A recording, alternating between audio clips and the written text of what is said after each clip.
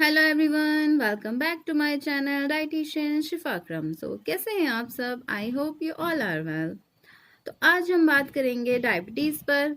देखिए, डायबिटीज़ से हर कोई परेशान है। ये एक ऐसी डिसीज़ है जो बहुत तेज़ी से हो रही है। अगर हम एक कॉलोनी की ही बात करें तो हर घर में एक तो ऐसा होगा ही जिसे डायबिटीज़ है।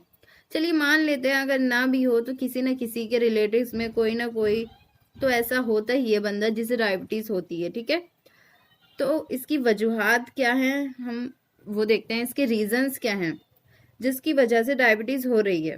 पहला फैक्टर तो हम जेनेटिक ले लेते हैं।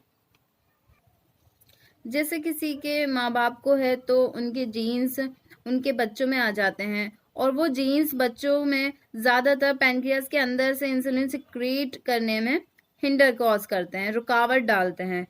ठीक है, और दूसरा है हमारा न्यूट्रिशन डेफिशिएंसी या फिर ऑर्गन वीकनेस। जो हमारी बॉडी में वीकनेस होती है या फिर हमारे न्यूट्रिशन डेफिशिएंसी की वजह से हमारे जो अंदर के ऑर्गन्स हैं वो वीक हो जाते हैं। And third one is technology. देखिए, आज का दौर ऐसा जो टेक्नोलॉजी का ही दौर माना जाता है। हर चीज़ में टेक्नोलॉजी है। साइकिल की जगह मोटरसाइकिल आ गई है। आपके नलके की जगह मोटर्स लग गए हैं घर में, रिप्लेस कर दिए गए हैं। और पैदल चलते थे कुछ लोग, ठीक है, तो वो अब रिक्शा में बैठकर जाते हैं। पास की शॉप पर जाने के लिए भी और उन्हें लड़कों बाइक का तो चाहिए। स्कूटी या फिर बाइक के बिना काम ही नहीं चलता। जैसे अगर हम बात करें औरतों की, तो औरतें अगर जैसे कपड़े धोती हैं घर में, वो पहले हाथों से धोती थी। उन्हें फिजिकल एक्टिविटी होती थी उनकी। अब वो वॉशिंग मशीन आ गई है उसकी जगह, तो फिजिकल एक्टिविटी बहुत कम हो गई है। राइट, तो हम कह सकते हैं कि टेक्नोलॉजी का भी बहुत असर पड़ा है हम लोगों की लाइफस्टाइल पर। और अब आते हैं हम जंक फूड पर। तो जंक फूड देखिए, जंक फूड आजकल की हमारी जो जनरेशन है, यूथ है, वो इतना कंज्यूम कर रही है कि वो जितना इनटेक कर रही है उतना उसका आउटपुट नहीं जा रहा। वो लोग अपने फ़ोन लेकर बस बैठ जाते हैं, खा लेते हैं और अपने वीडियो गेम्स खेलते रहते हैं या फिर अपने रील्स देखते रहते हैं, इंस्टाग्राम, फेसबुक, व्हाट्सएप, ये सब कुछ। ठीक है, और जो पहले होते थे, अगर हम कुछ साल पहले जाएं, पीछे जाएं, वहाँ तब हम देखते थे कि बच्चे वहाँ खेलते थे, प्लेग्राउंड्स होते थे बड़े बड़े, वहाँ क्रिकेट खेलते थे, कबड्डी खेलते थे, बैडमिंटन खेलते थे, कुछ भी हो, या फिर कुछ ना भी खेल रहे हो तो ऐसे ही वॉक कर रहे हैं, तो उनकी फिजिकल एक्टिविटी वो होती रहती थी। लेकिन आज जो है वो बच्चे सिर्फ अपने फोन्स में लगे रहते हैं, जिसकी वजह से फिजिकल एक्टिविटी बिल्कुल ज़ीरो हो चुकी है। तो फिजिकल एक्टिविटी का ना होना, बहुत ज़्यादा जंक फूड खाना। अब जंक फूड में ज़्यादा फैट और कार्ब्स होते हैं जिससे आपका वेट गेन होता है। अब जंक फूड हमारी बॉडी के न्यूट्रिएंट्स नहीं देते। ठीक है, हमारी बॉडी को न्यूट्रिएंट्स नहीं देते, हमें वो सिर्फ वेट गेन कराते हैं, जिसका कोई कोई बेनिफिट नहीं है। देखिए, हमारी डायबिटीज़ दो तरह की होती है, टाइप 1 और टाइप 2। अब टाइप 1 में क्या होता है, पैनक्रियाज जो हमारा हार्मोन रिलीज कराता है इंसुलिन, जिससे हमारे ब्लड का जो ग्लूकोज लेवल है वो कंट्रोल में रहता है, वो सिक्रीट ही नहीं करा रहा, इंसुलिन सिक्रीट ही नहीं हो रहा। ठीक है, वो काम ही नहीं हो रहा जो पैनक्रियाज का है। तब टाइप 1 डायबिटीज सामने आती है। ये अर्ली एज में सामने आती है, जैसे 10 से 12 साल, आई मीन 10-12 साल के बच्चे होते हैं, उनमें भी 15, 17, 18 लाइक दिस। और नौजवानों में ये बहुत देखी जाती है, क्योंकि फिजिकल एक्टिविटी वो इतनी करते नहीं हैं। अब आते हैं टाइप 2 पर। तो टाइप 2 में कुछ लोगों को 30 से 40 की एज में हो जाती है, लेकिन इसमें क्या होता है, पेशेंट के अंदर इंसुलिन रेजिस्टेंस की प्रॉब्लम आ जाती है। इंसुलिन बन रहा है बॉडी में बट यूज नहीं हो रहा। ये वेट गेन और ओबेसिटी से डायरेक्टली रिलेटेड है। ठीक है, हमारा अगर ज़्यादा वेट है, हम मोटे हैं, तो हमें ये जल्दी हो सकती है। तो चलिए हम रमज़ान के टॉपिक पर आते हैं। अगर हम बात करें सहरी की, तो सहरी में देखिए हमारे एशिया में रोटी, चावल, अंडा खाया जाता है। तो आप उन्हें सहरी में 2 रोटी दीजिए, ठीक है, और आप उन्हें सब्जी दें, नॉर्मल सालन दें, कुछ भी दें, लेकिन उसमें ऑयल, मक्खन या फिर घी, तेल, ये सब कुछ बहुत कम होना चाहिए। ओके, और 2-3 जैतून लें और 1 कटोरी दही और 1 खजूर ज़रूर दें। अब चलते हैं हमारे सहरी के बाद की टाइमिंग पर। अब नॉर्मली ज़ोहर तक तो कंट्रोल कर सकते हैं डायबिटिक पेशेंट, बट उनका ज़ोहर के बाद जो है ब्लड ग्लूकोज जो लेवल है वो लो होने लगता है, तो उन्हें क्या करना चाहिए? ज़ोहर के बाद शुगर लो होने लगती है तो आप रेस्ट करें और पंखे के नीचे रहें ताकि पसीना ना आए आपको ज़्यादा।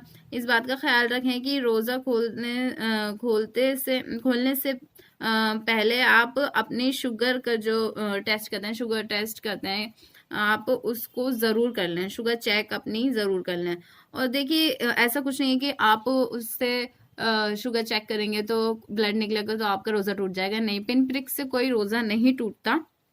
अगर हाँ खून निकल कर ऐसा है कि बह रहा है बहुत ज़्यादा, तब आपका रोज़ा टूट सकता है। इसमें इतना सा ब्लड निकलता है 1 ड्रॉप के बराबर, उसमें कोई रोज़ा नहीं टूटता। और आपको सहरी में इस बात का ख्याल ज़्यादा रखना है कि आप पानी 2 से ढाई गिलास तो पी ही लें। आप अपनी सहरी थोड़ा पहले कर लें, आप सहरी ख़त्म होने से पहले, ताकि आप अपनी पानी जो पिएंगे, आप एकदम तो सहरी खाकर पी नहीं सकता इंसान 2 से ढाई गिलास पानी, तो आप थोड़ा 10 से 5 मिनट का गैप रखें अपना उसमें, और फिर आप अपना पानी पिएं, ठीक है। और आप चाहें तो सहरी में 1 अंडा भी ले सकते हैं। अगर कोलेस्ट्रॉल की प्रॉब्लम नहीं है तो आप विद यॉक ले सकते हैं उसकी जर्दी के साथ, और अगर आपको कोलेस्ट्रॉल प्रॉब्लम है तो आप उसे हटा दें, ठीक है, सिर्फ वाइट पार्ट लें आप। अब आते हैं हम इफ्तार पर।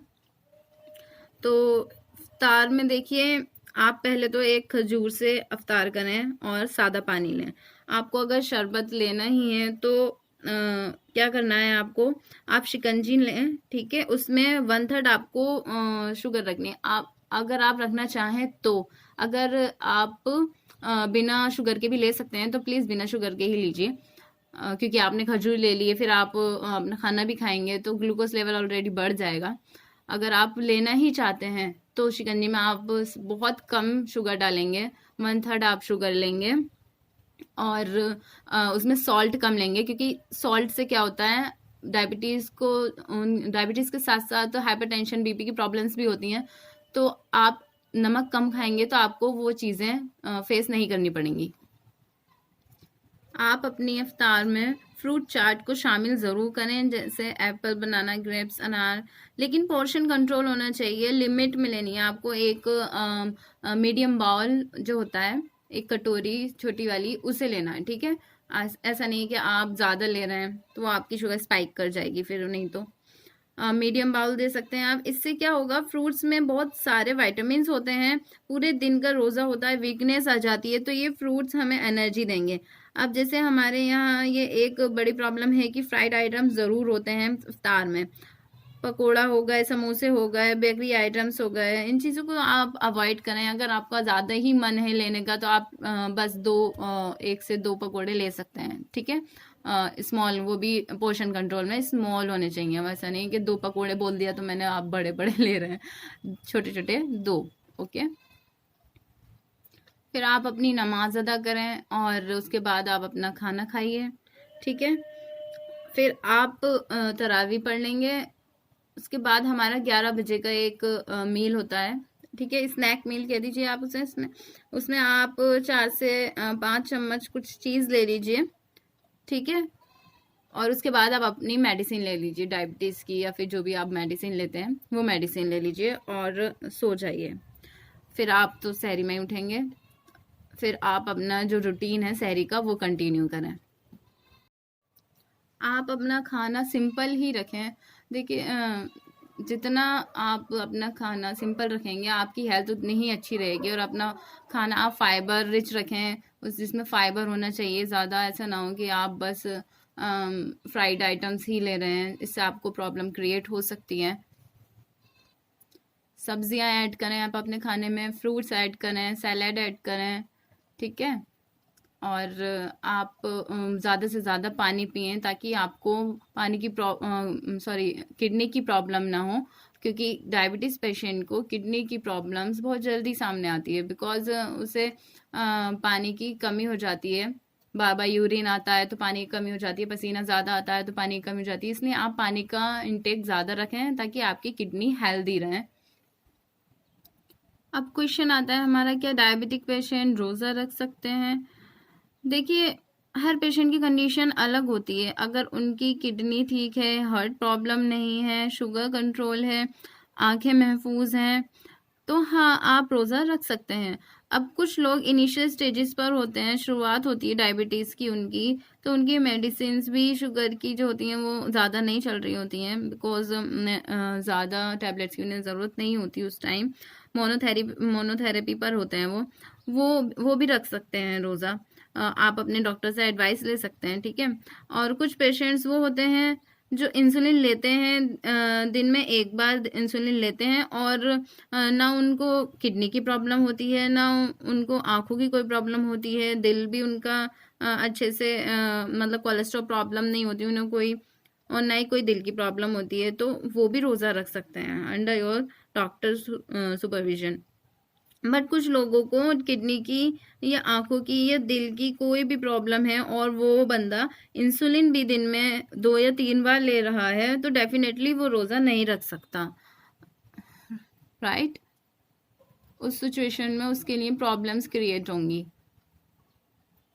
अब आते हैं वीकनेस पर। शुगर जिसे होती है, उन पेशेंट्स को रोज़े में बहुत वीकनेस हो जाती है। तो देखिए, हर किसी का डाइट प्लान उसकी बॉडी के हिसाब से अलग-अलग जाता है। डायबिटिक पेशेंट का डाइट प्लान ज़रूरी नहीं है कि एक डाइट प्लान ही सबके लिए फॉलो करा दें हम, ऐसा नहीं होता है। हर किसी की कंडीशन अलग होती है, पहले तो ये समझ लीजिए। अगर देखिए आपका वेट गेन है, तो आपको लो कैलोरी डाइट जाएगी, फाइबर रिच जाएगी जिसमें वेजिटेबल्स अच्छी क्वांटिटी में हो, प्रोटीन रिच हो, और जिनका वेट कम है तो उनके लिए कैलोरी थोड़ी ज़्यादा जाएगी इन अ गुड मैनर। ऐसा नहीं कि एकदम से बढ़ा दी जाए, इन अ गुड मैनर, ओके। और आपको अपने पानी का बहुत बहुत ध्यान रखना है। मैं फिर से रिपीट कर रही हूँ आपको, यस, पानी अच्छी क्वांटिटी में लेना है। तो उम्मीद करती हूँ आपको मेरी वीडियो पसंद आई हो और ये आपके लिए हेल्पफुल हो। So please share with your friends and family members. और अगर आपको मुझसे कंसल्ट करनी है अपनी डायबिटीज़ के लिए, तो आप मेरे इंस्टाग्राम हैंडल पर डीएम कर सकते हैं। और प्लीज़ मेरी वीडियो को लाइक करें, सब्सक्राइब करें और कमेंट ज़रूर करें। मिलते हैं अपनी नेक्स्ट वीडियो में। Bye bye.